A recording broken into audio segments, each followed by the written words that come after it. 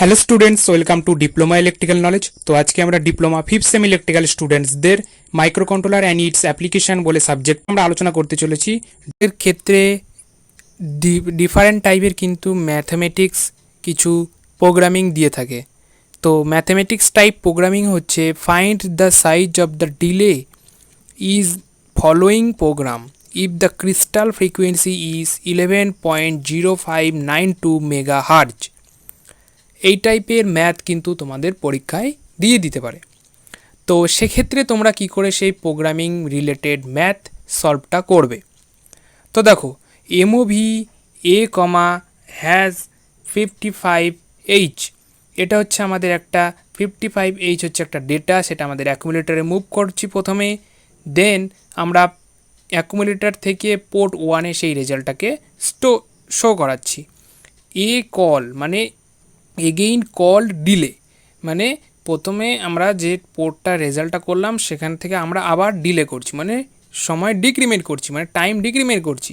তো সেক্ষেত্রে আমরা প্রোগ্রামিংটা আবার কী হবে, সিপিএল মানে লোড করছি আবার যে আমাদের রেজিস্টার পেয়ে আছে সেখান থেকে অ্যাকুমুলেটারে আমরা অ্যাকুমুলেটার আবার লোড করছি। তারপরে আমাদের শর্ট জাম্প হচ্ছে, শর্ট জাম্প করছি আবার এগেইন করছি।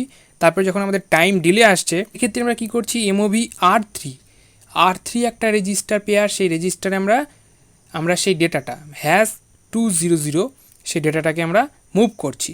দেন আমরা ডিজে মানে আমাদের যে ডিজেএনজেড মানে আমাদের যখন কোনো ফ্ল্যাগ যে রেজিস্টার, সেই ফ্ল্যাগ রেজিস্টার যখন আমাদের 0, সেই ক্ষেত্রে আমাদের জাম্পটা আমরা করছি R3 রেজিস্টারে, এবং সেখানে RET হচ্ছে আমাদের যখন কোনো first and last instruction set আমাদের শেষ, সেই ক্ষেত্রে আমরা RET লিখছি।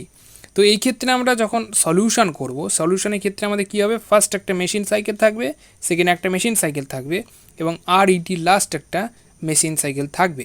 তো সেক্ষেত্রে 1 2 2 এই যেগুলো লিখছি এগুলো হচ্ছে আমাদের মেশিন সাইকেল।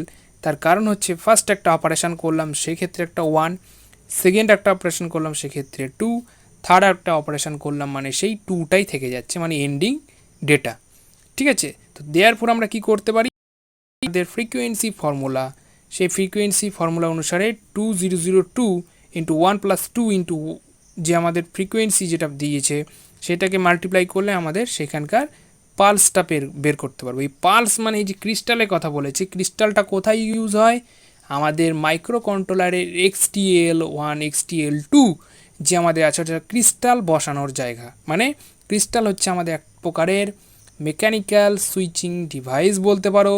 সেইটা কি করে, আমাদের একটা পালস জেনারেট করে, সেই পালস কি করে আমাদের মাইক্রোকন্ট্রোলারকে রান করতে বা মাইক্রোপ্রসেসরকে রান হতে সাহায্য করে।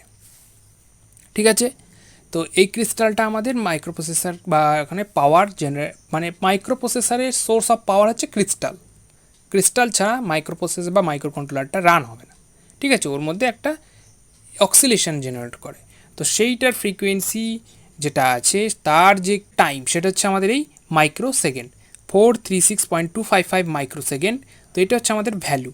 তো এই ক্ষেত্রে তোমাদের যদি এই টাইপের কোনো আমাদের ম্যাথ রিলেটেড প্রোগ্রামিং দিয়ে দেয় সেক্ষেত্রে তোমরা এটা কিন্তু সলভ করার চেষ্টা করবে।